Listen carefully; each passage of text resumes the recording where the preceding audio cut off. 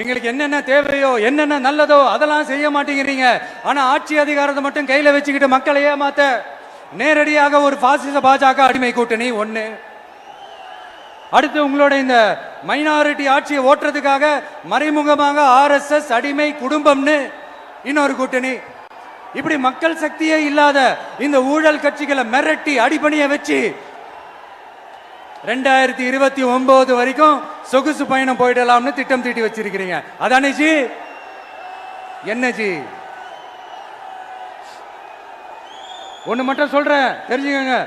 என்னதான் நீங்க இந்த நேரடி மறைமுக கூட்டணி குட்டிகரணம் போட்டாலும் தாமரை இலையில தண்ணியே ஒட்டாது.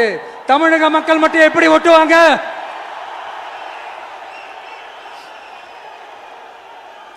இங்க ஒரு MP சீட்டு கூட தரலன்றதுக்காக தமிழ்நாட்டுக்கும் தமிழ்நாட்டு மக்களுக்கும் எதுவுமே செய்யாம ஓரவஞ்சனை செய்யுது இந்த ஒன்றிய பாஜக அரசு. சங்கம் வச்சு தமிழ் வளர்த்த மண் இந்த மதுரை மண். அதனால இங்க அந்த கீழடியில கிடைச்ச ஆதாரங்களை எல்லாம் மறைச்சிட்டு எங்க நாகரிகத்தையும் எங்க வரலாறையும் அழிக்கிறதுக்காக உள்ளடி வேலை செய்யலாம்னு நினைக்கிறீங்க. தமிழ்நாட்டை தொட்ட என்ன நடக்கும் நீங்க பல உதாரணங்கள் இருக்குது. அதனால இதையெல்லாம் மறைச்சிட்டு எங்க மக்களை ஏமாத்திடலாம்னு மட்டும் நினைக்காதீங்க.